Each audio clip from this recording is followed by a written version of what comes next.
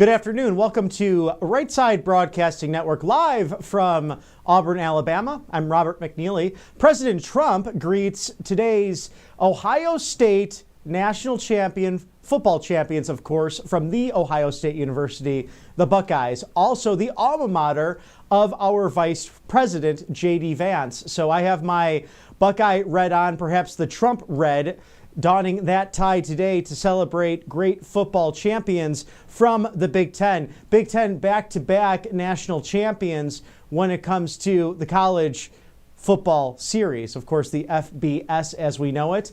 Do you like that new format? I sure do. It's fun to have 12 teams. Maybe more will join in this new era. President Trump on just a crusade today. He's meeting with President Bukele of El Salvador. If you watched the great coverage from my colleague Matthew Alvarez earlier today, you saw some of that from the Oval Office along with the Vice President, Secretary of State Marco Rubio, Attorney General Pam Bondi, also Stephen Miller, Special Assistant to the President of the United States, as well as the El Salvadoran delegation that was with President Bukele today. And I really enjoyed when that fake news anchor dove into everything regarding this alleged legal immigrant that went to El Salvador. Well, President Trump, President Bukele, and also the members of their staff and cabinet setting the record straight on this, because a district judge ruled that this person needed to be returned to the United States. But of course, the United States Supreme Court, with a 9-0 ruling, favored in the Trump direction for the administration, saying that the Alien Enemies Act, President Trump within his purview in the executive authority of the President of the United States, making that very clear. And Stephen Miller pointing out the fact that it's a done deal. Judiciary does not decide immigration policy in this country. The executive does. And because President Trump named MS-13 a foreign terrorist organization, and this individual a member of that gang, and also not a citizen of the United States, so he was legally deported. And then President Bukele saying that it's really a preposterous question because I would not send a terrorist back into the United States, nor would I try to attempt to smuggle one. So Attorney General Pam Bondi, Secretary of State Marco Rubio, and of course the Special Assistant, Mr. Stephen Miller, making it very clear that President Trump, within his purview and within his legal executive authority, to do just that with the deportation. So we will go to Stephen Miller's comments further to the press on the outside of the White House in just a moment. If you caught this week earlier, of course, happy Passover, happy Holy Week to those celebrating as well. Matthew shared some of his favorite Bible verse today with, of course, 2 Timothy 1, I believe that was chapter 1, 7 through 12. And for here, I will share one of my favorites, but also the gospel for today from John 12, 1 through 11. 6 days before Passover, Jesus came to Bethany, where Lazarus was, whom Jesus had raised from the dead. They gave a dinner for him there, and Martha served, while Lazarus was one of those reclining at table with him. Mary took a liter of costly perfume oil made from genuine aromatic nard and anointed the feet of Jesus and dried them with her hair. The house was filled with the fragrance of the oil. Then Judas the Iscariot, one of the disciples and the one who would betray him, said, "Why was this oil not sold for 300 days' wages and given to the poor?" He said this not because he cared about the poor, but because he was a thief, and held the money bag and used to steal the contributions. So Jesus said, "Leave her alone. Let her keep for the day of my burial. You always have the poor with you, but you do not always have me." The large crowd of the Jews found out that he was there and came not only because of him, but also to see Lazarus, whom he had raised from the dead. And the chief priests plotted to kill Lazarus too, because many of the Jews were turning away and believing in Jesus because of him. So profound scripture for today, given that journey into Holy Week. Of course, yesterday, Palm Sunday, the celebration of Jesus entering as a king into Jerusalem to take that final week, this truly his life mission to sacrifice for humankind so that veil would be ripped open, that we can share together, mere mortals, in the gifts of heaven. It's a beautiful gift. Celebrate this week with family and friends as you reflect. A great thing to reflect upon, too, Colonial Metals Group, a great thing for retirement. Thank you to Paul Stone, the CEO of this wonderful organization, of course, Colonial Metals Group. Heed the warnings of Warren Buffett, among other billionaires, putting their money in stock market, also into gold and silver. Scan the QR code now. Shield your savings today. And you can go to freegoldguide.com/RSBN for this no obligation guide that I have right here. Patriots like Judge Janine Pirro, people like Ed Henry, also Larry Kudlow, endorsing this great organization. freegoldguide.com/RSBN. They're the best in the business. And with the China warfare going on right now and tariff battles, always smart to do as they surround Taiwan with their Navy, because regardless of the government, regardless of who's in charge, gold and silver only going up in wealth over the course of the last 50 plus years. In 1971, we go off the gold standard under the Nixon administration, and gold has gone up over 7,000%. So great to have this in addition to properties, assets, of course, your portfolios with 401ks and IRAs, but gold and silver, tangible metal you can hold, and regardless of what happens with paper-thin money, that can be worthless at times thanks to $36 trillion in debt because of President Trump's living predecessors. Good to have gold and silver in your back pocket. freegoldguide.com/RSBN. Scan that QR code now. Thank you to Colonial Metals Group and Paul Stone, their CEO, for sponsoring us here at Right Side Broadcasting Network. And just one more scripture to share with you today as we are reflecting upon this Holy Week and Passover as well. My personal favorite, Joshua 1:9. Have I not commanded you, be strong and courageous. Do not be afraid. Do not be discouraged, for the Lord your God is with you wherever you go. And that's so true. We know as where two or more gather, he is there. He is present. As this Holy Monday, we celebrate Jesus freed the sacrificial animals and cleansed the temple. In addition to, as mentioned in Scripture from John, Judas reproaches Mary of Bethany for anointing Jesus' feet. And he gives the foreshadowing that I will no longer be with you in just days. And we know that story as we get closer and closer to the Last Supper, and of course his life mission ultimately to die upon a cross. Arguably the worst form of execution, the worst form of torture ever known to man, and the scariest form. And he was left there virtually alone, with the exception of a few apostles and, of course, his mother. And many scattered and were afraid. So if there's ever something in life where it's too much or you feel that burden, that cross too heavy to carry, know that your Lord did it as well. And what better footsteps to walk in than that of Jesus as we reflect upon this beautiful week. President Trump with a beautiful Easter message, along with First Lady Melania Trump, and of course the Passover message to celebrate the beauty of this spring and renewal season. Well, Stephen Miller had lots to say to the press today in preparation of the meetings with President Bukele of El Salvador, and of course the fake news having a heyday, but I think they were diffused with their goofy line of questioning. We'll toss that video now just outside of the White House.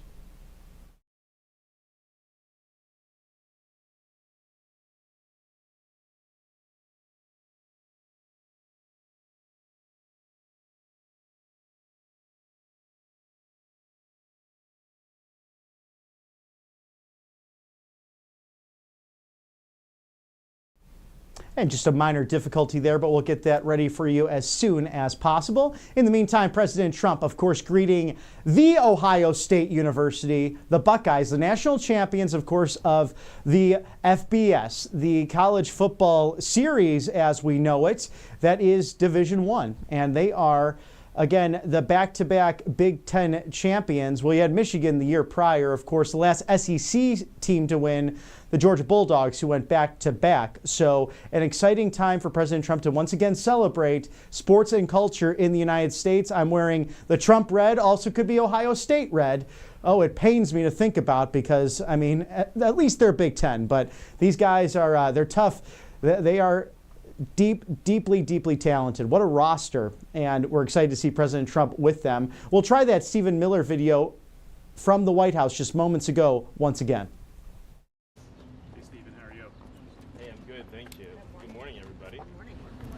to go first? I'll ask, do you plan on ramping up or does the administration plan on ramping up deportations to El Salvador? And how many people do you want El Salvador to take from the United States? Well, as an example, there are thousands of either trained Nicaragua members left in this country or their affiliates and associates.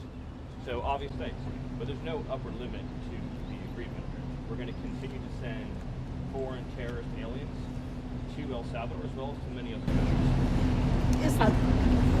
Thank you, Stephen. Is the president asking President Bukele today to send Mr. Abrego Garcia back to the U.S.? Again, to be very clear about this, the Supreme Court ruled that the district court cannot, obviously, compel us to conduct diplomacy or foreign policy with another nation. So they overturned the district court order. They said very clearly that the district court, it was actually a unanimous ruling, overreached in that ruling. I'm not going to reveal any head of state conversations or conversations at the State Department or the lower level. But the important point that we all agree on is that he's an El Salvadorian. That is his country of nativity and citizenship. He is an illegal alien in the United States. He has no lawful right to be here. He was issued a final order of removal from this country. And so it's up to El Salvador and to the government and the people of El Salvador what the fate of their own citizens is. We can't extradite citizens of foreign countries to our country over the objection of those countries. Obviously, to do that would be a monstrous violation of international law. We can't go into other countries and kidnap their citizens and then take them back into our country. That's up to El Salvador. But you can ask them to send him back, right? But it's their own citizen, right? So remember, this whole entire conversation has been wrong from the beginning because nobody was mistakenly deported anyway. That's like the big fact that most of you have got it wrong. No one was mistakenly sent anywhere. The only mistake that was made is a lawyer put an incorrect line in a legal filing and they've since been relieved of duty. He is El Salvadorian. He is an illegal alien. He was deported to El Salvador. I would welcome anyone here to tell me what country they think we should be sending El Salvadorian illegal aliens to. Didn't a judge order that he not be deported to El Salvador 5 years ago? So what you're referring to is an immigration judge. So that's Article 2, not Article 3. So there was no a withholding order or a cancellation of removal order, first of all, as I'm sure you know, does not eliminate the deportation order, right? We all agree on that. So his status was he's an illegal alien who's been ordered deported, which means he could be indefinitely detained and removed to any other country in the world, right? He could be sent to literally any country on the face of the earth. But the preference, general matter, is to deport someone to their home country, right? In this case, El Salvador. Because he is a member of a foreign terrorist organization, withholding orders don't apply to FTOs for obvious reasons. So if you had an illegal alien, say from Syria, who is a member of ISIS, they can't apply for withholding of removal. So that principle applies here. Furthermore, the gang that he said was going to persecute him, so this theory that he's an MS-13 and there's this rival gang, the 18th Street gang, doesn't exist anymore in El Salvador. So the entire concept is false. But again, when the media talks about the idea that there was a mistaken removal, it implies to, I think, a normal listener, the wrong person was sent somewhere. He's an illegal alien from El Salvador. Where was he sent? To El Salvador. To Where prison in El Salvador. That's El different, Salvador. right? It's different sending someone home and sending them into a prison that they could remain in for It is life. up to El Salvador how to handle the process for their own citizens. Again, what you seem to be asking us to do is to change the government and the laws of El Salvador. So if we deport somebody back to, for example, Syria, should we be closely involved on a day-to-day basis with the Syrian government, detailing that person's life and future? If we deport, say, 100,000 people back to Haiti, should we open a case file on each of those 100,000 people and ask every day, what's their housing situation? What's their healthcare situation? What might they need? What might they want? Once someone's out of our country, that becomes the problem of their host country, not our country. These people chose to invade us. So there's a lot of concern from the corporate media about the invaders, but they chose to invade us. It's our responsibility to return them back to where they came from or another country willing to take them. Is the president going to ask for him to be returned to the United States or not? Like, yes or no? So first of all, it's not a question for me to answer. but I think that the assumption that underlies the question is what needs to be corrected, which is that there was no mistake that was made. He was sent. So what? Let me ask you, what do you think would happen to him if he came back to this country? As your understanding of immigration laws, what do you think would happen? But I'm just asking No, at it's this point important to know. about whether You're or asking not you're asking a lot of whether or not questions. the president plans to You are ask all El asking a lot of Salvador questions president. about this, and you all seem to care about it a lot. So let's see if any of you have researched anything about this issue at all. Can anyone here tell me what would happen to the illegal alien from El Salvador if he came back to the United States? Does anyone here know?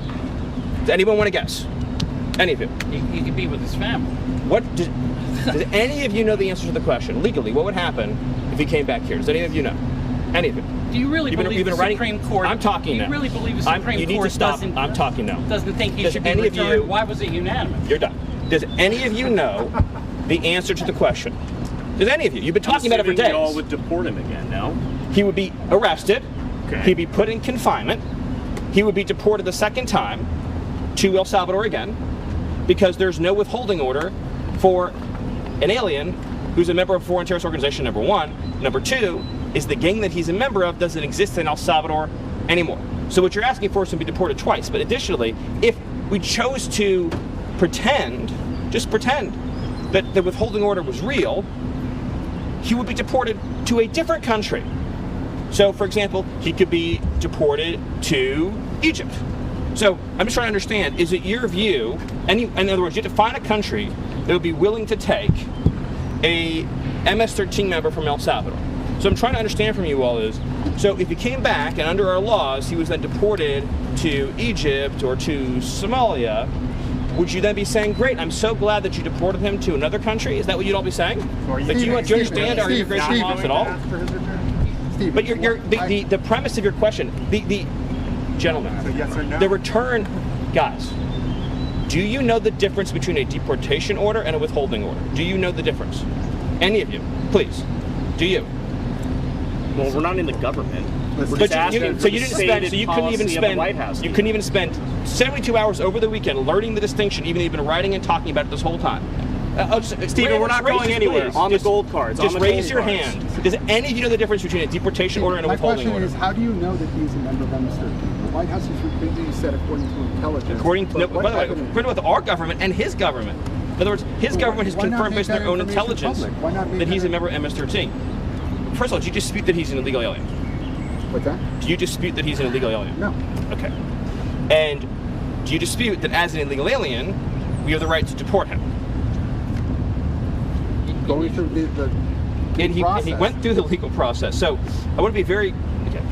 What I'm getting from this conversation, which is educational for me, is that not one person in the media knows the difference between a deportation order and a withholding order. Is that a fair statement? You're learning about this all for the first time right now? I guess so. Okay. So Can we ask a deportation order means the judge has said he must be deported from the country.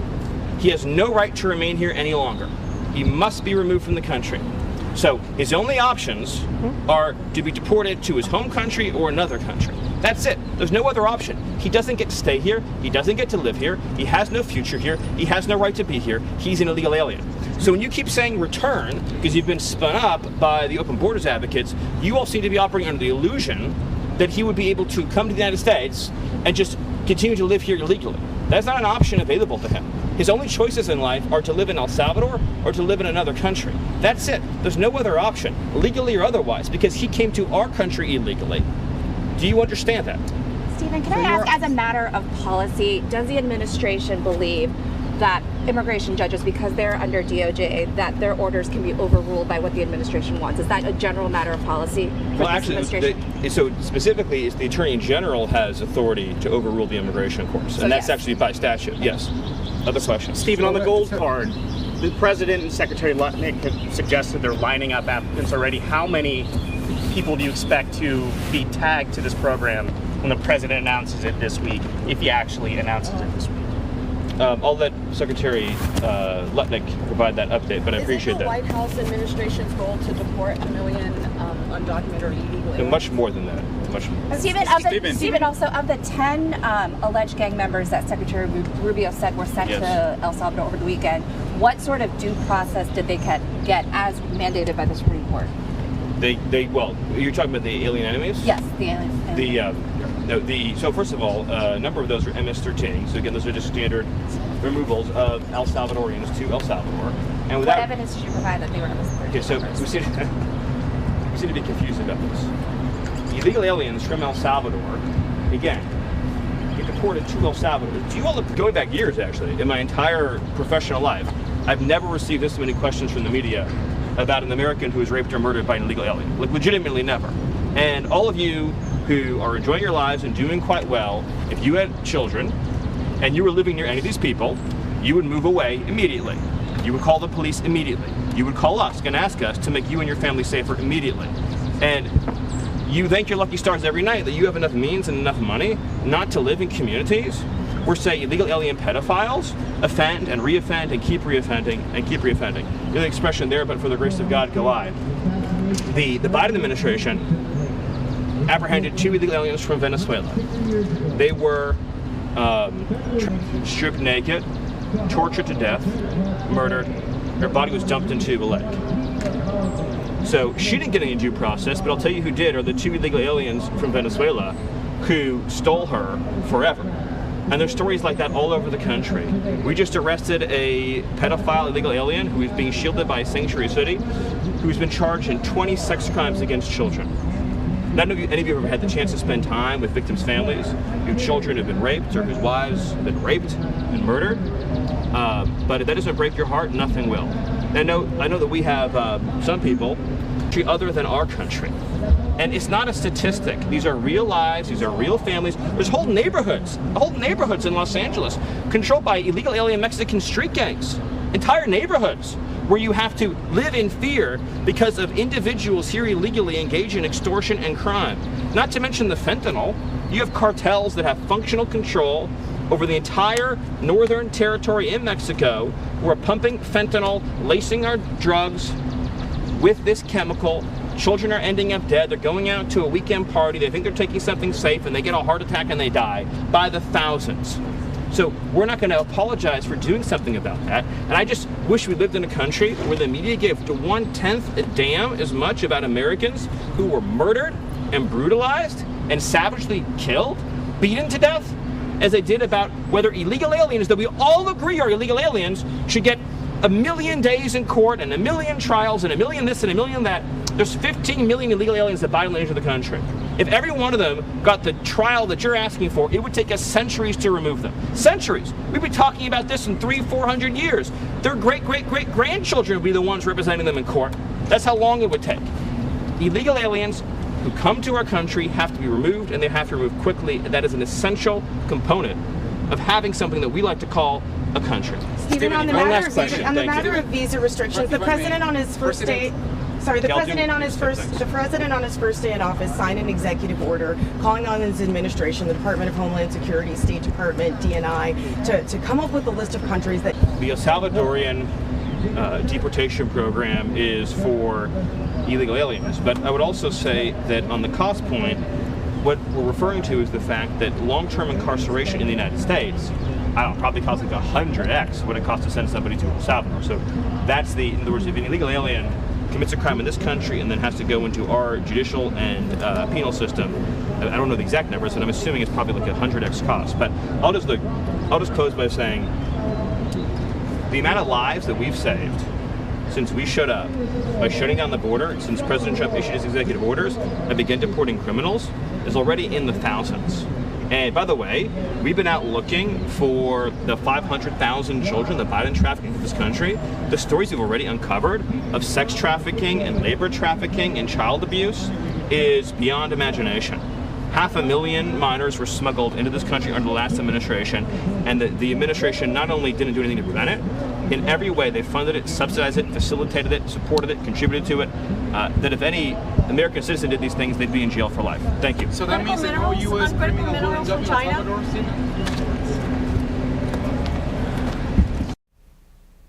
Special Assistant to the President, Stephen Miller, setting the record straight. So this was built on the Oval Office visit from President Bukele joining President Trump in the Oval Office with the Vice President, Secretary of State, also Attorney General, and of course Special Assistant Stephen Miller, as well as that Chief of Staff, the most powerful person in the world, as the magazines put it, President Trump saying that about Susie Wiles doing an outstanding job at 1600 Pennsylvania Avenue.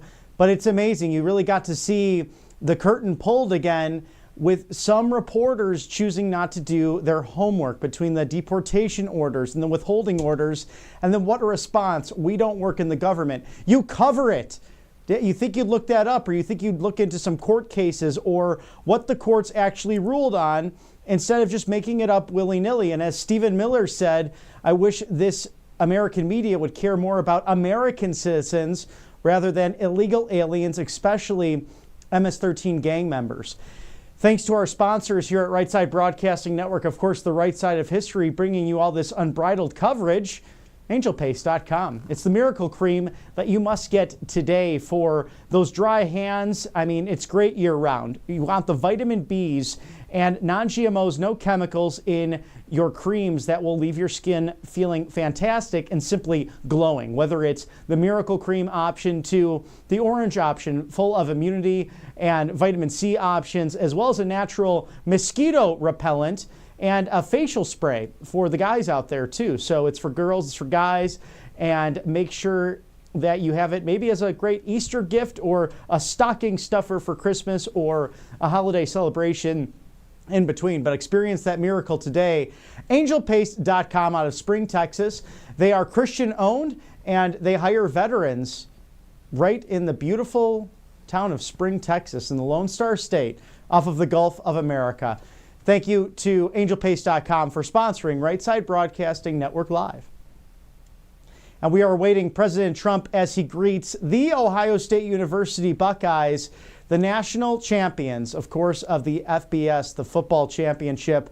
Something all of us look forward to when fall rolls around, and I always get a little bit sad as it gets to after the holidays and all those great bowl games that take place over Thanksgiving, Christmas, and New Year's, and then you have to wait for it. Although spring football is in full throttle, some of the teams practicing, and you can catch all of that. In addition to, it's the American Football League. They have a couple of different teams throughout the Southeast region, including the Birmingham team. So you'd still get some spring football in before NFL season. But of course, the favorite in the land, perhaps, especially here in SEC Nation, is college football. So look forward to that, and looking forward to this great celebration of the gridiron taking place today at the White House. And look at all that green out there. Almost looks like a beautiful football field where you can throw some pigskin in the front lawn, of course, the north portico of that beautiful White House. So President Trump concluding his meeting with President Bukele. And if you did not catch some of that this morning, great coverage from Matthew Alvarez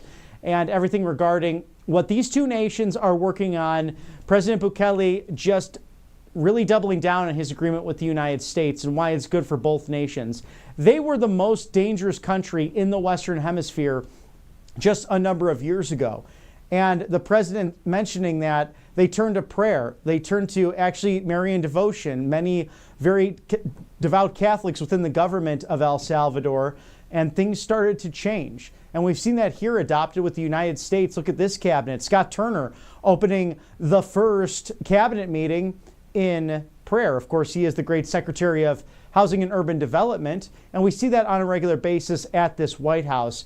Turning to God, turning to Jesus, celebrating Passover, celebrating Holy Week, reflecting on all that is important in our lives. And we can expect big events this week for Holy Week. President Trump mentioning that via Truth Social and via his social sites, along with the White House mentioning that as well. So expect some great Holy Week celebrations in addition to that Easter egg roll. Will be happening on Easter Monday next week. I'm sure a great time for family and friends and staff members as they come together to celebrate the holiday. And President Trump, First Lady Melania Trump, will be on hand for that. And here at the network, we're celebrating all week, of course, with scripture readings, some of our favorites. Of course, the great Matthew Alvarez reading from 2 Timothy today. I shared with you earlier my favorite, Joshua 1:9. Also the Gospel of John today, talking about Mary of Bethany anointing those feet of Jesus, those holy feet.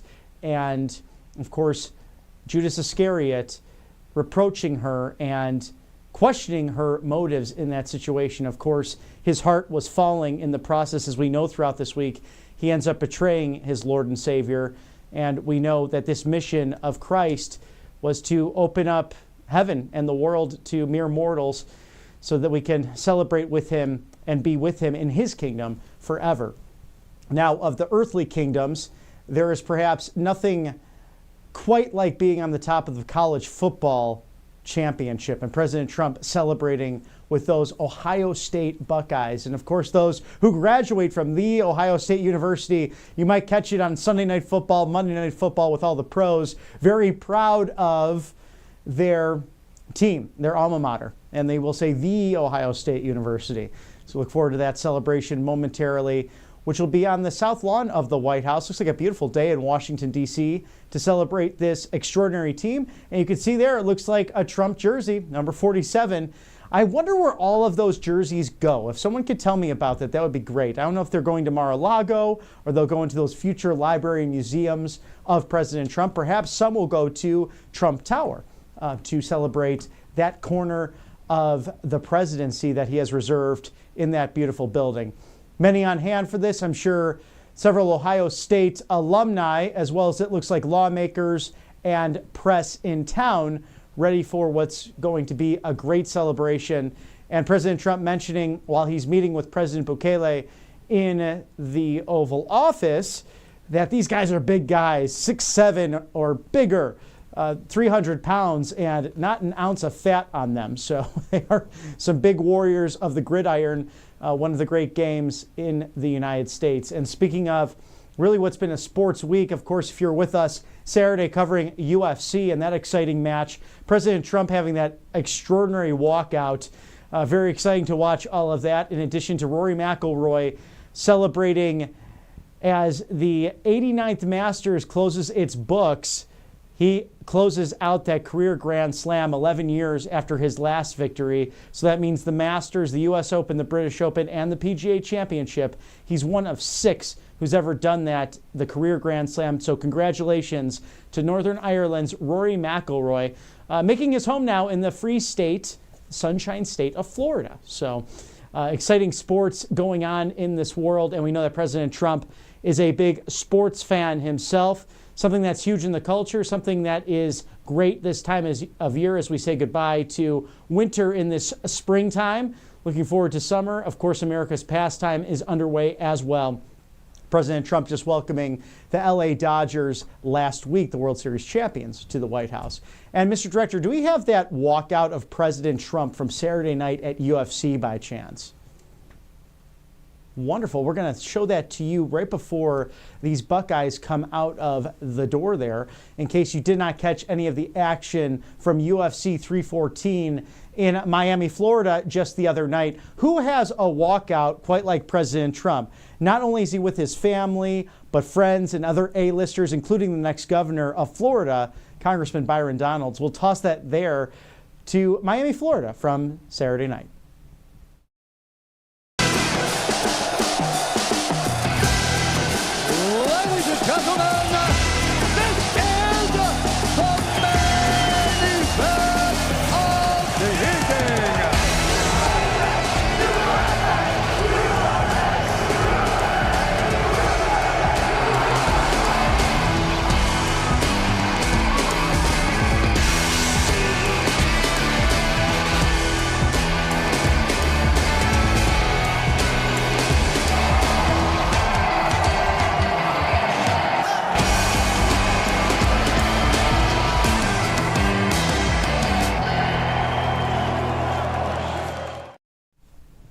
All brought to you by Right Side Broadcasting Sports, because we have been doing some of that lately. And it's fun because you can't cover a president unless you cover all aspects of him. And he loves sports. He loves competition.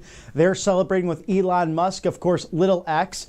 They were getting back to Palm Beach at 2:30 in the morning. Where's his mother? Oh, my goodness. No, we're joking around with that. I was talking to my mom about Little X getting to be in the front row of history.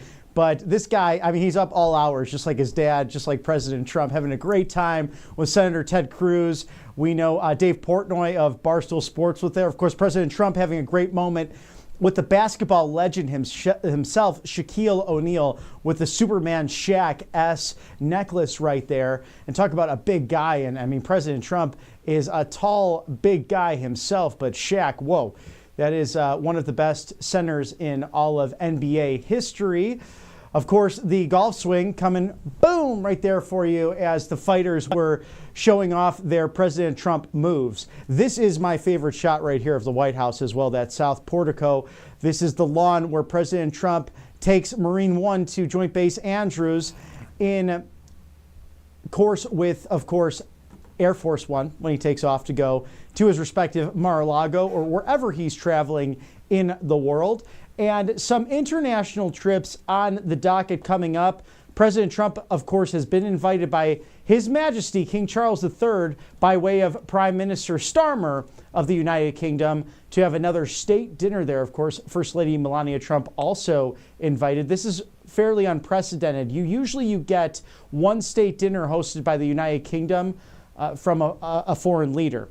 Well, this will be the second time. So President Trump, of course, in the first term, with Her Majesty King Charles' mother, Queen Elizabeth, the late great Elizabeth II. So that will be a repeat. And then also President Trump planning at some point soon to visit the Kingdom of Saudi Arabia, which has been such a gracious host sponsor of the Russia-Ukraine talks. They want peace as well, along with probably other things to talk about when it comes to tariffs and global diplomatic issues facing the Middle East. Abraham Accords 2.0, here we come. It's all about peace through strength. Thank you to our sponsors here at Right Side Broadcasting Network Live, Kalshi.com/RSBN. When will Bitcoin hit 150,000? Will that be before next year? How about before October or before July? Perhaps at a different time. Scan that QR code now. Visit Kalshi.com/RSBN. That is KALSHI.com/RSBN. Trade on the most important events, whether it is politics, culture, sports, and anything in between. It is yours to do now. Trade live today. Kalshi.com/RSBN. Thank you for sponsoring us here at Right Side Broadcasting Network Live.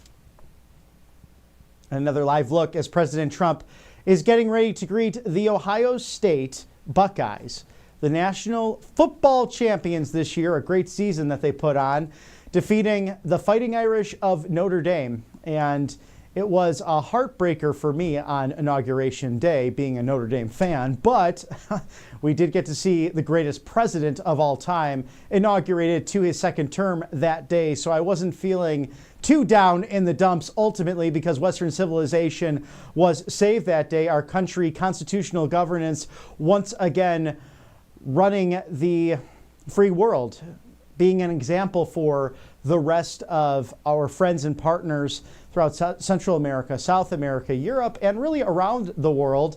As President Bukele said today, thank you, Mr. President. It's an honor to be with you here in the Oval Office, of course, with the leader of the free world, as he put that. Two great leaders. And President Trump mentioning that he's been with this young man. He's seen him for a young time, or a very long time, being a great leader in his nation, taking it from the most dangerous country in the Western Hemisphere to now the safest. And great to see El Salvadorans going down there again, many having dual citizenship with the United States, wanting to build businesses there, create a stronger and more robust middle class as well. So great people, good people, a God-fearing people. They've had problems with gangs in the past, but we do as well. And both countries working together to make sure it's peace through strength and making sure the bad guys stay behind bars, as Department of Homeland Security Secretary Kristi Noem visiting there recently. She was in the Oval Office again today, and you saw her videos with those bad hombres behind bars.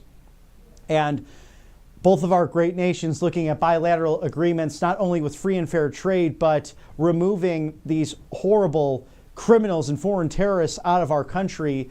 And of course, Mr. Bukele wanting to work with President Trump to help, just giving that commitment once again. Great to see that.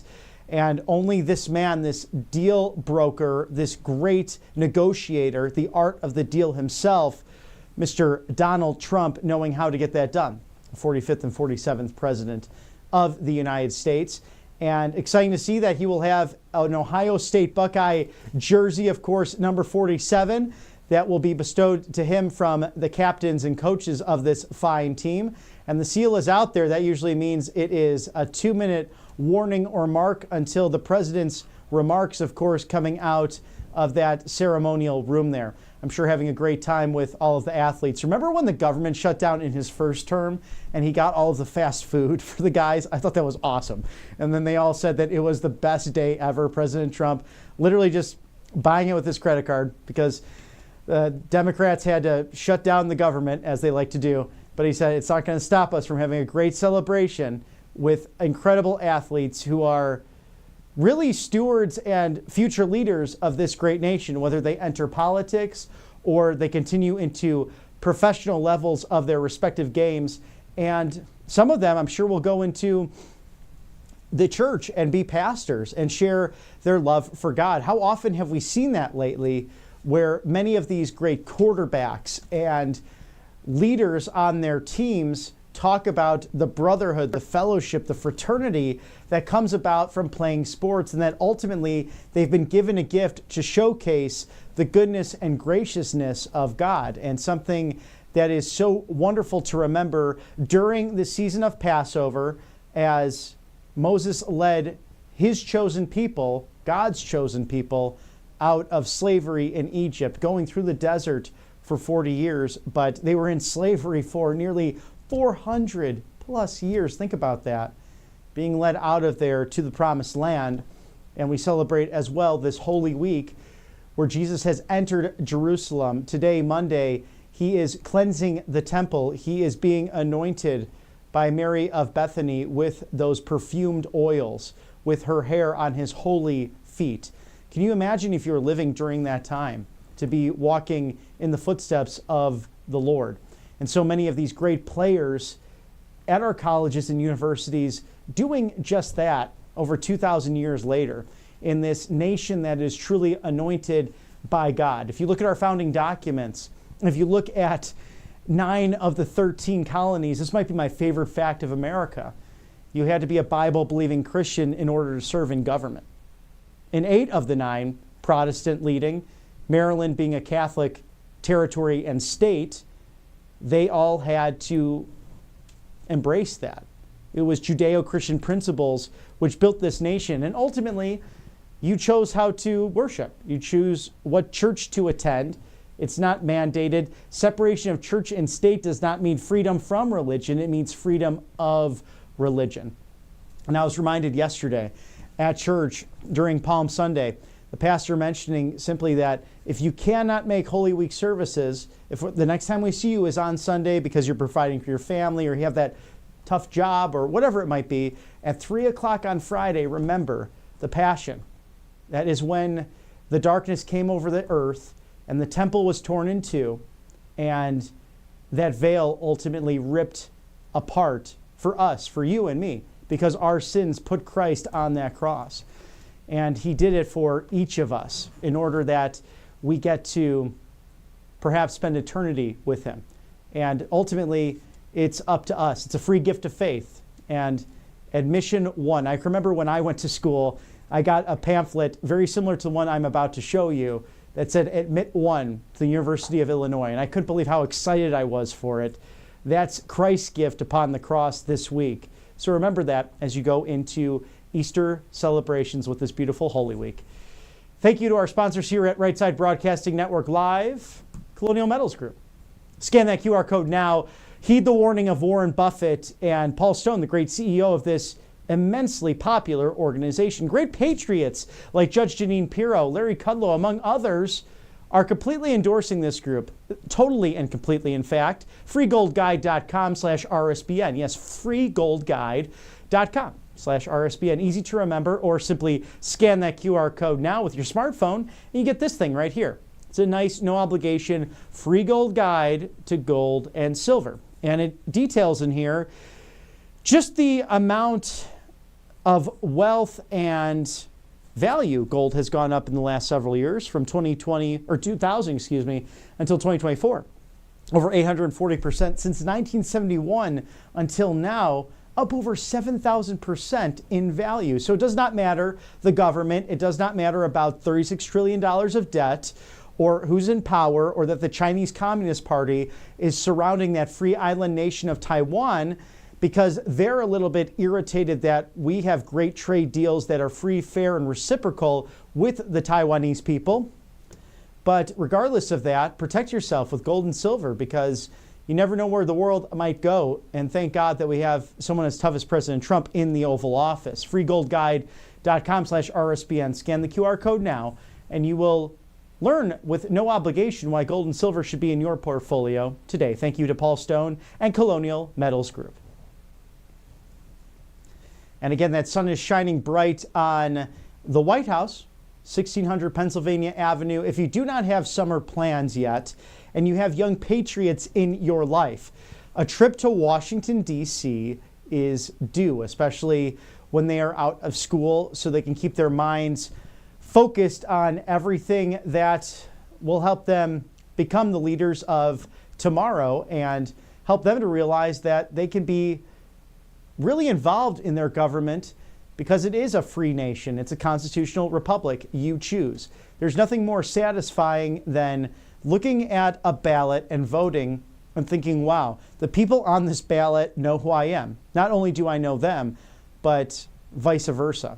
And getting involved in that has been one of the joys in my life, to see that what the founders wanted, true servant leadership, public service means a lot. It still is valuable. And we are grateful to have a MAGA populist movement that, again, it's not about Republican and Democrat, but we the people against a big bloated bureaucracy and a globalist philosophy that has weakened us, whether it was with trade policies like NAFTA, of course, replaced by USMCA, or wars that were unfunded. Invading Iraq, where are the WMDs? I saw George W. Bush again over the course of the weekend, pontificating about nativism and these different isms that he claims that the American people are now turning against each other for one reason or another. All we got to see on the campaign trail were the people loving each other, regardless of religious background, skin color, people who have never been involved in politics coming together to support a businessman who has taken on this whole new meaning in his life to serve the American people, who takes $1 in his salary every quarter and then donates the rest to those who need it. In fact, in the first term, saving the Gettysburg hallowed grounds of those Union and Confederate American soldiers who gave their last full measure of devotion to defend liberty and constitutional principles. And sadly, it came down to brother versus brother, and South versus North, and Republican versus Democrat. We have so much to learn from that, especially in our cinema. I remember the Titans, one of my favorite scenes, when they're at Gettysburg College. They actually filmed there. He wakes the team up and he says, "We're going for a run." And the assistant coach there goes, "Coach Boone, this is a high school football team. It's not the Marines." He said, "Let's go. It's 3 a.m. So they go and do their thing in the middle of the night, and led them miles and miles into the swamp, and that rolling hallowed grounds of the fog going off the white gray stones of fallen soldiers. And he said, this is where malice gets you. This is where hatred puts you into the grave. And something we can learn from, especially this week when we reflect on the gift of Passover, the gift of Holy Week, the gift of freedom and salvation, and the gift of a team like the Ohio State University Buckeyes, who so bravely fought on that gridiron, who give us somewhat of that preview of what it's like to be on the top of the mountain. And they are truly a perfect team when you think about it, imperfect people who come together in order to get a mission done. And that's what I think President Trump loves most about sports. It's the idea that you will have so many people from different backgrounds coming together for one common mission in order to achieve greatness. And he celebrates it on a regular basis, whether it be the UFC, whether it be in golf, whether it be last week, of course, with the Los Angeles Dodgers, or the other Division I, but that was the 1AA, the FCS, those North Dakota State University champions with football as well. So great to cover a president who love sports as much as we do here at Right Side Broadcasting Network Live. And a beautiful spring day there at the White House with a packed South Lawn of, it looks like, members of the press. Also, I'm sure members from the Ohio State as well. Looks like they're coming out, so we'll toss it there live now to the South Lawn of the White House.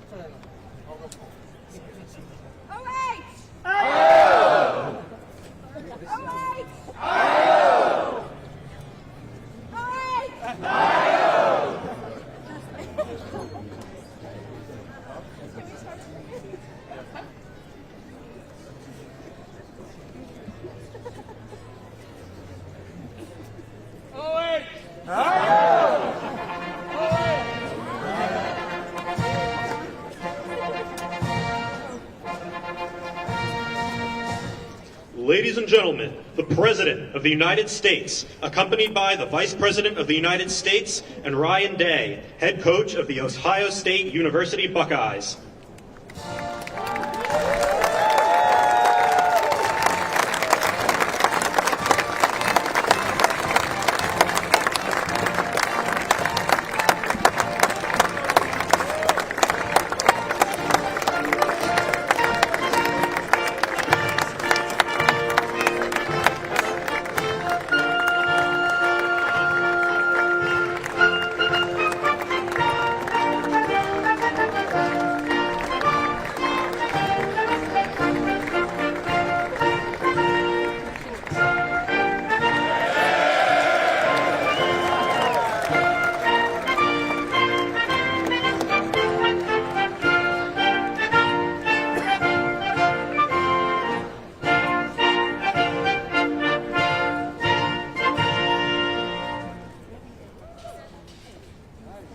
A good-looking group behind me, and they're big. We're not going to get into any fights with them, I can guarantee you. So I want to just congratulate everybody. Coach, you have done some job, man.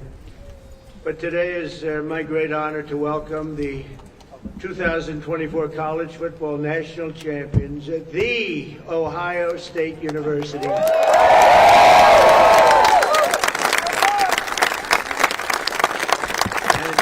January 20th was a big day for all of us.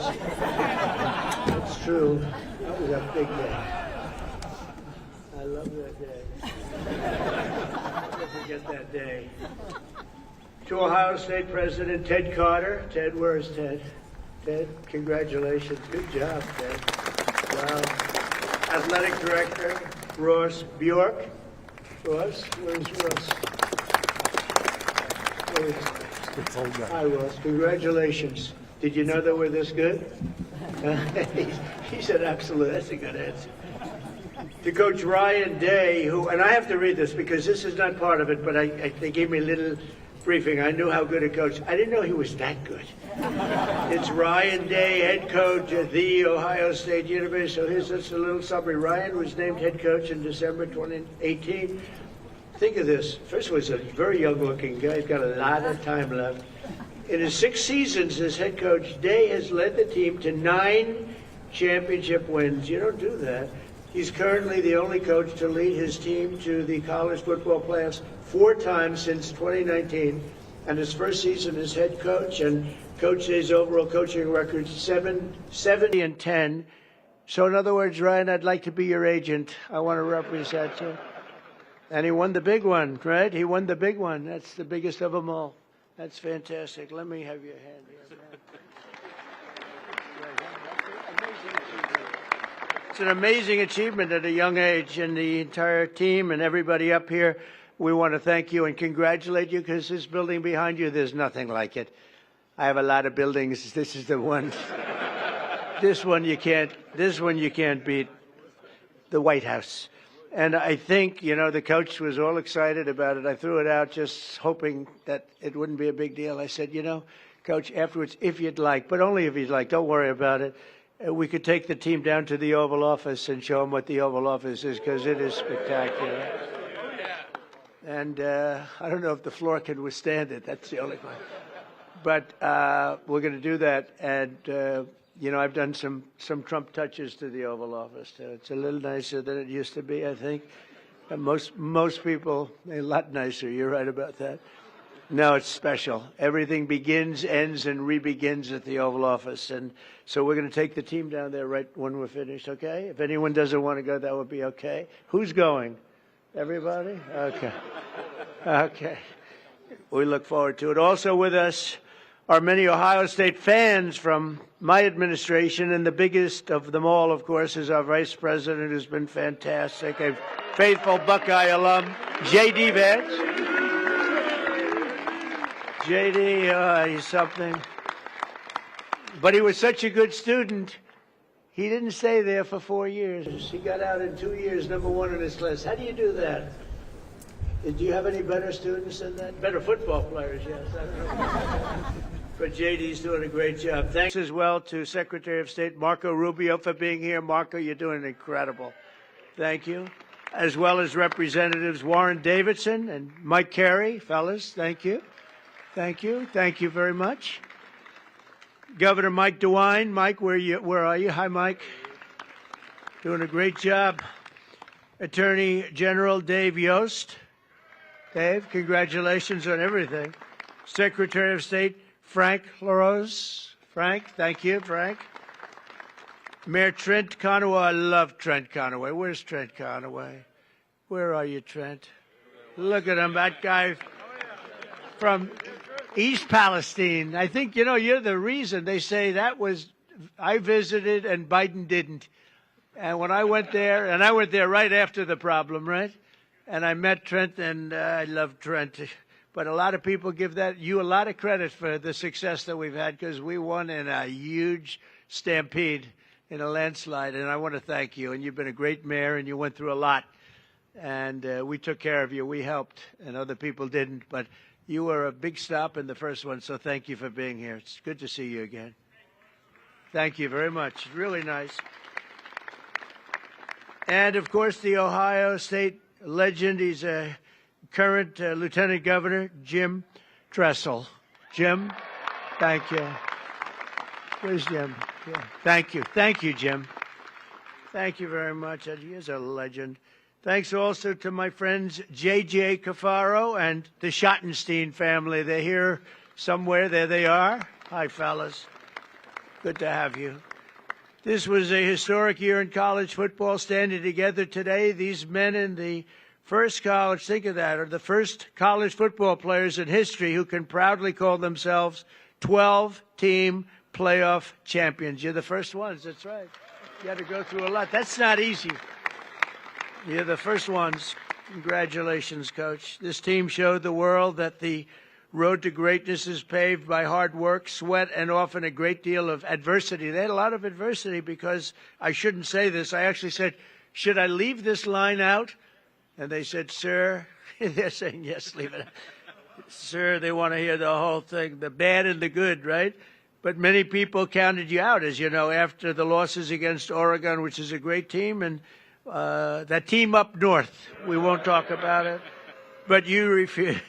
But you refused to let the Buckeye Nation down. You got better and better and tougher as the season went along. And after a very strong regular season, but with adversity, you held a closed-door players-only meeting. This extraordinary group rallied together for a single glorious mission to win 4 straight playoff games against the finest teams in college football. And you were able to do it, obviously. In the first playoff game, Tennessee quarterback Will Howard scorched the Volunteer defense. I watched that game. I said, that guy is good. Defense for 311 yards and completed 24 of 29 passes. Known for his accuracy, strong arm, but boy, is he known for his accuracy. Where is Will? I want to see this guy.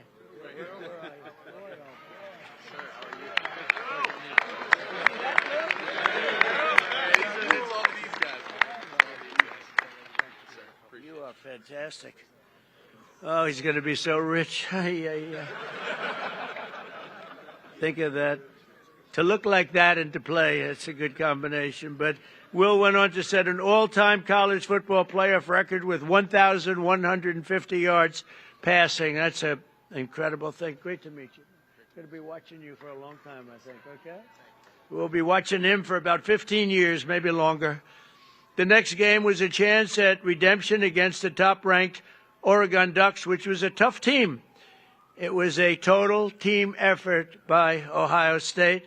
In the first half, the Buckeyes built an insurmountable 34-point lead thanks to the scores from veteran playmaker Tavion Henderson. Where is he? Tavion. Oh, man, get up, man.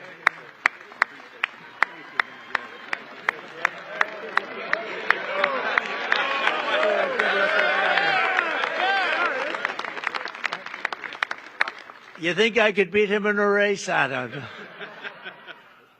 Great going. And Ohio State, and also your receptions leader, Emeka Ibuka.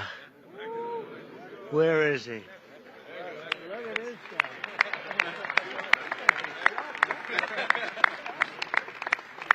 Congratulations, fellas. How important were they to your passing? Oh, they were everything. Okay, that's good. You said the right thing. Then came the team's biggest test in the semifinals, a trip to Texas for the Cotton Bowl. And that Texas was pretty much rated the #1 team at the beginning of the season, right? So that was a tough team. I know that.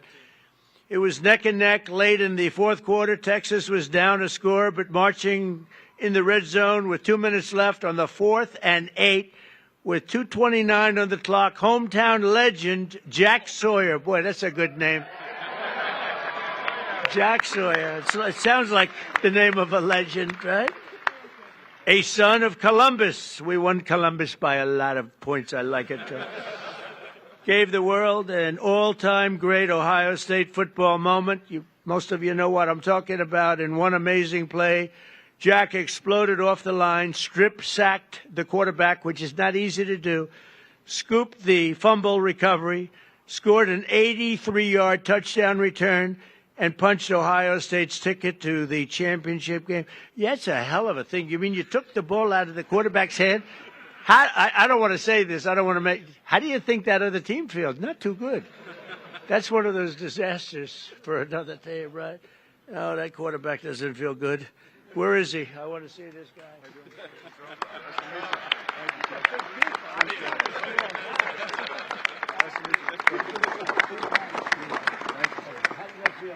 Phenomenal. Are you that fast that you can get down? I have some great blockers leading the way.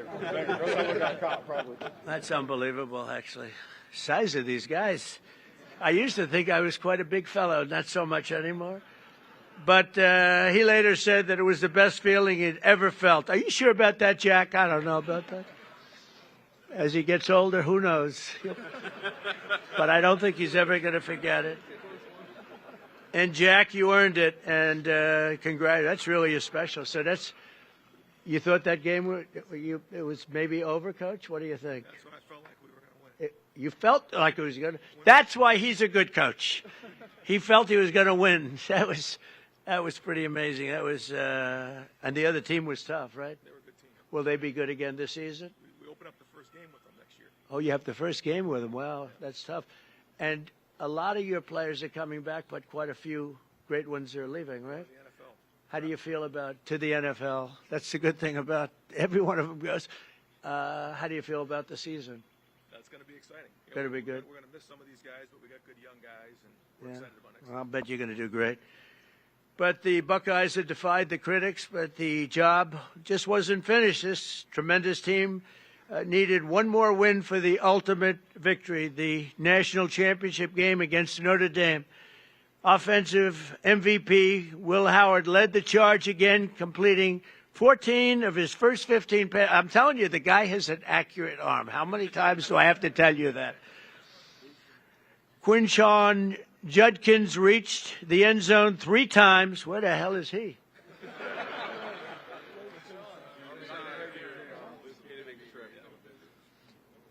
3 times. Defensive MVP Cody Simon stuffed the Fighting Irish rushing attack.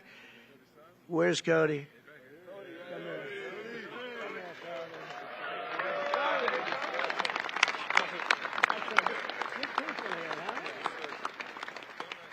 You notice the way they're sitting in like a little trench? I didn't want them at the same level. Actually, it was really, but I feel very good about that, JD, right? Yes, sir. Keep them down a little bit. But offensive MVP Will Howard led that charge, and really these people are going places that going to be very exciting in the future. We're going to be watching them all on Sundays and for a long time to come, I believe. Many of the people behind us. But Cody Simon, that was a very important deal, and Buckeye star Jeremiah Smith pulled down the unforgettable deep ball on 3rd and 11 to clinch the championship. Where's Jeremiah?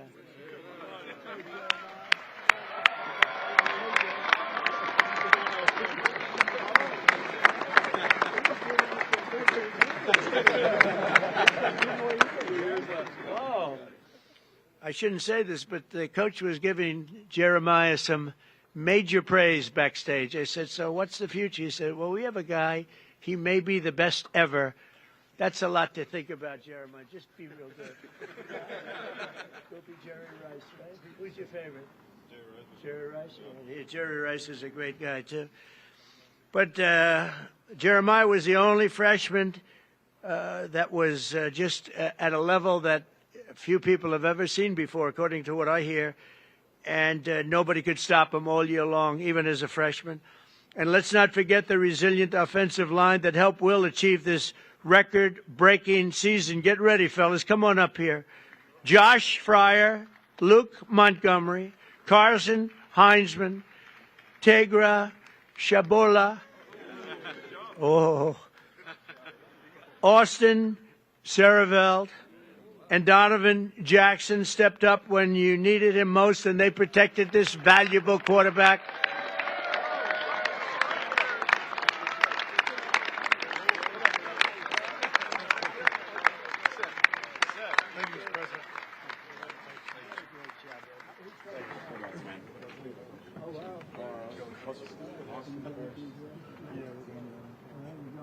It's nice when they can say, we're going to the NFL with other people saying, you didn't think I could make it. You're going early from what I hear.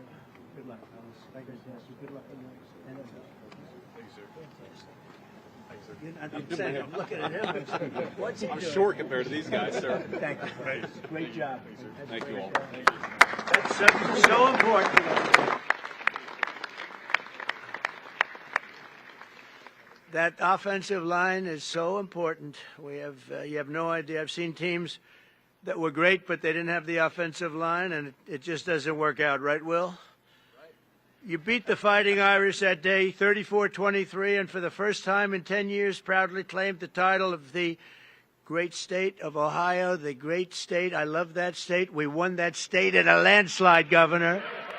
We won it in a landslide. I love Ohio. We'll never let you down, I swear, I promise. And if I let you down, he won't, okay? So you have a backup. but I do love the place. And so today I'm honored to call the Ohio State University Buckeyes national champions. You're the national champions, and you're standing right here at the White House. And it's a proud day for all of us, but it's a proud day for the Scarlet and Gray. Congratulations once again. And, Coach, you are a fantastic person. I got to know him just a little bit back there, and I realized almost immediately that he's really a special guy. And to your wife and your three beautiful children, congratulations. And I'm going to ask JD to say a couple of words. It's an honor to have everybody at the White House. You are a very special group from a special state, the state of Ohio. Thank you very much, everybody. Thank you.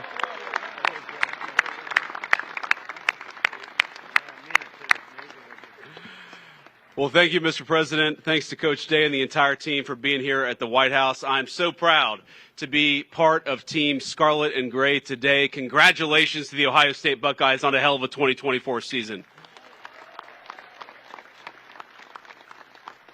Now, I want to say just a couple of words about this team because they really helped make, sir, an incredible year even better for this very proud Ohio State alum. So two things. First of all, I made a bet with Ted Cruz over the Texas game, a bet that he is still not paid up on, Ted Cruz, if you're watching on TV. And I don't like losing any bet, but I really don't want to lose a bet to Ted Cruz. So thank you all for helping me win that bet against Ted Cruz. And the second thing, I asked the president on January the 20th, I said, sir, would you mind if I skipped that final inaugural ball to go to the Ohio State National Championship game? And the president said, no, but we'll have him at the White House. So here we are celebrating that national title. And I just want to say I'm proud of you guys. You guys were resilient. You were tough. You represented the state of Ohio well, and you represented the whole country well. And the last thing that I'll say is I don't know who let the guy over in the corner here in a Michigan hat into this celebration, but I'm about to tell the Secret Service you've got a dangerous weapon, sir. But I just want to say, proud of this team, Mr. President. Thank you for hosting, and thanks to the whole state of Ohio for showing up and cheering for our Buckeyes. God bless you guys.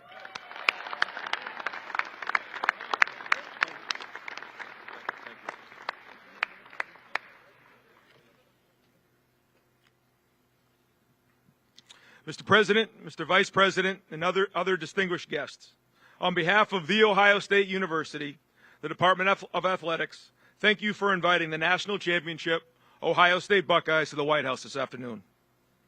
I'd like to thank Ohio State President Ted Carter, members of the Ohio delegation here with us today, Governor DeWine, Lieutenant Governor Tressel, Athletics Director Ross Bjork, and all the staff members for their work and efforts to make this trip to the White House a reality. We're honored and humbled to be here, celebrating with you our 9th national championship in our great university's history. To be here surrounded by our players, staff, university leadership is a moment we'll never forget. Traveling to D.C., though, was the easy part. Earning the right to be here was the hard one. This team made history by winning the most difficult series of games in the history of college football, defeating number 7, Tennessee, number 1, Oregon in the Rose Bowl, number 3, Texas in the Cotton Bowl, and number 5, Notre Dame in the national championship. Back to back to back to back. No team's ever done that.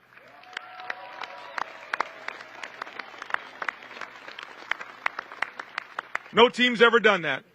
And through discipline and execution, this team dominated, finished the mission, and left no doubt. It all started with a group of 4th and 5th year seniors. They chose each other. They chose Ohio State, and they built and lived a culture of brotherhood, toughness, and love. When adversity hit, they stood tall, stuck together, showed their true character, rose to the occasion, and became champions. There's a quote I love from President Roosevelt, displayed proudly in our team room, the man in the arena. It's not the critic who counts, not the man who points out how the strong man stumbles. The credit belongs to the man who's actually in the arena, who strives valiantly, comes up short again and again, but who does actually strive to do the deeds. This quote reminds us of the true honor that belongs to those who rise to the challenge and stand in the arena unwavered. It took every challenge, and we responded with heart, with grit, and with determination. That's why this moment means so much to us. Our families, thank you so much for your love and your support along the way. To our coaches, thank you for your hard work and for your leadership. And to our players, thank you for everything. Your story will forever be told. And Mr. President, thank you again for this incredible honor. God bless America and go Bucks.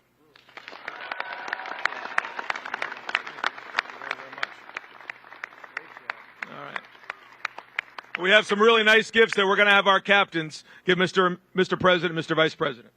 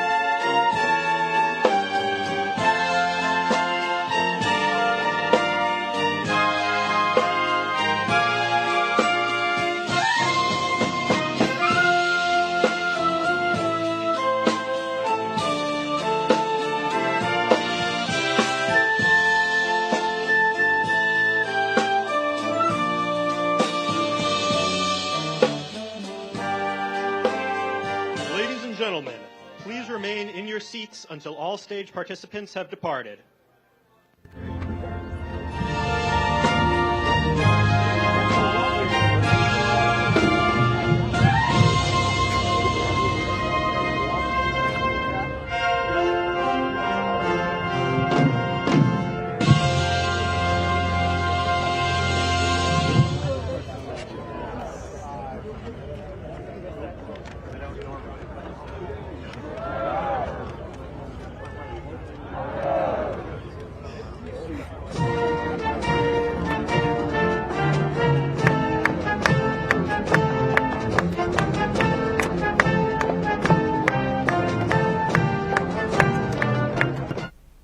And President Trump celebrating with the Ohio State University, the Scarlet and Gray, of course, the alma mater of Vice President J.D. Vance.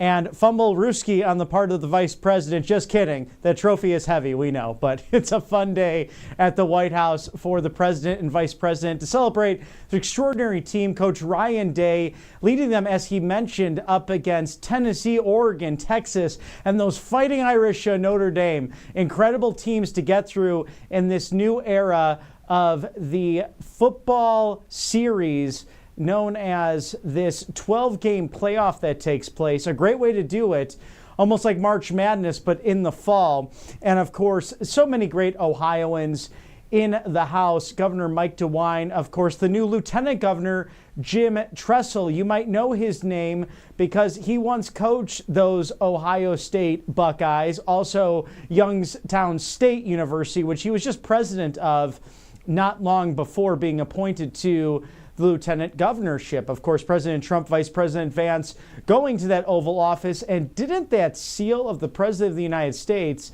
look pretty nice when Vice President Vance went up to speak at the podium at the behest of President Trump? Maybe a foreshadowing what's to come in the future. But this great team sticking with President Trump to enjoy, of course, the Oval Office as well, as he invited them in. And a team that clearly is MAGA. And what a great thing to know that they have that President Roosevelt speech in their locker room, talking about the one in the arena, the man in the arena, something that you should read every morning if you're looking to serve and make a difference in your neck of the woods. And one more time, Mr. Director, that beautiful sponsor of ours. Oh, yes, Colonial Metals Group, of course. Paul Stone, the CEO. Thank you for sponsoring us here at Right Side Broadcasting Network, with the Chinese Communist Party creating a trade war and also playing war games against Taiwan and our military. It's now more important than ever to get gold and silver as part of your portfolio, whether it's properties, assets, a 401k, or even an IRA, which you can roll into precious gold and silver. Scan that QR code now. Shield your savings today. freegoldguide.com/RSBN. Get this no obligation free guide, the thing to do in 2025. Gold going up over 7,000% since we went off of the gold standard in 1971 under Richard Nixon and his administration. freegoldguide.com/RSBN. Colonial Metals Group. Heed the warnings of billionaires like Warren Buffett. Scan that QR code now. Shield your savings today. Thank you for sponsoring us here at Right Side Broadcasting Network Live. And Angel Paste. Experience that miracle with the Miracle Cream.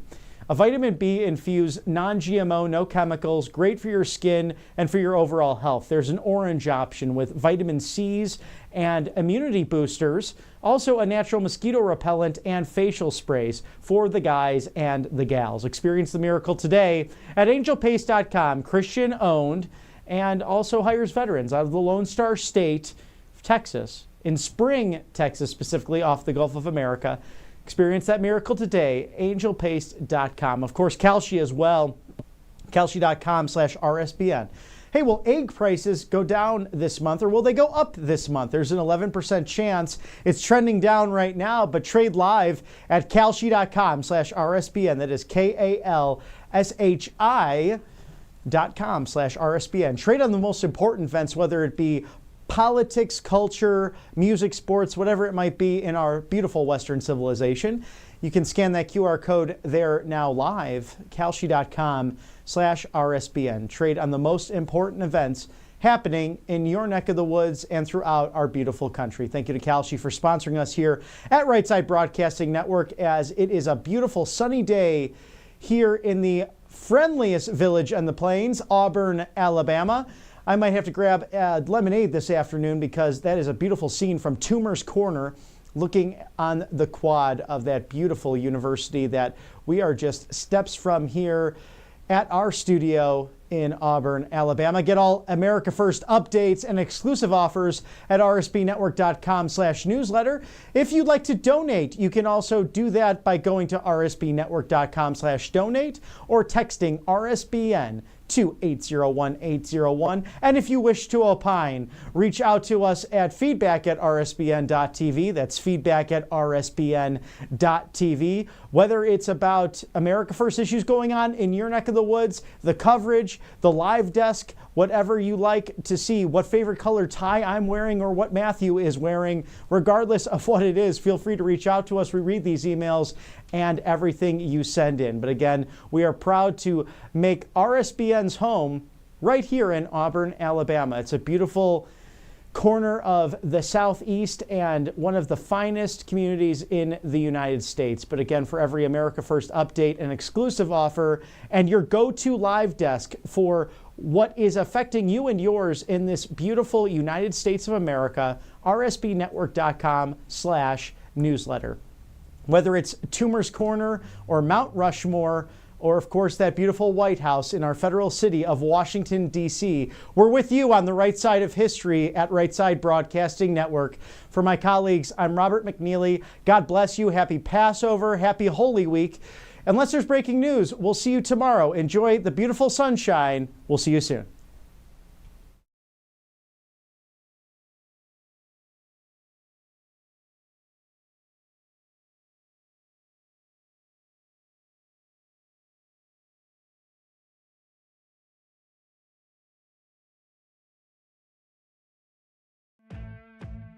Welcome to Right Side Broadcasting Network, your trusted conservative news outlet.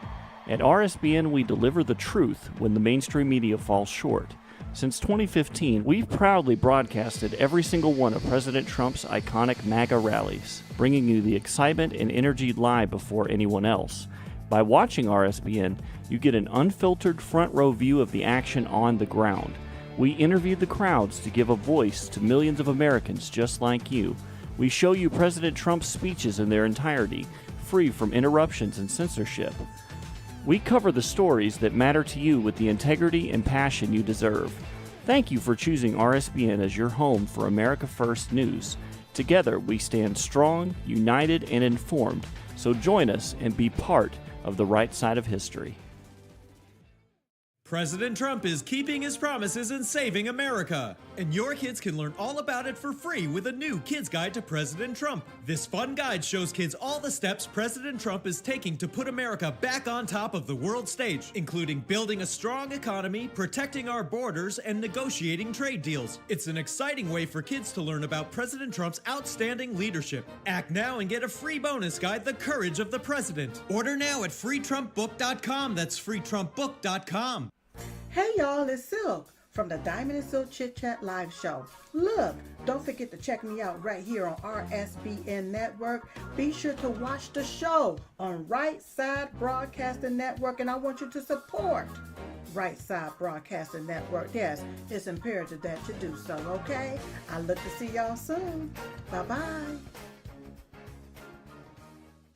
I hear every day about the products you all wish MyPillow carried. Well, guess what? We probably do. Slippers, bathrobes, pet beds, blankets, mattresses, sleepwear, loungewear, duvets, comforters, pot holders, aprons, oven mitts, and so much more. And they're all on sale. For example, get our best-selling standard MyPillows for only $14.98. Body pillows, $29.98. 6-piece bath towels or kitchen towel sets, just $29.98. Multi-use MyPillow 2.0s with pillowcase, $9.98. Save $40 on our Spring Percale and Giza Dream bedsheet sets. Any size, any color, and so much more. So go to MyPillow.com or call the number on your screen.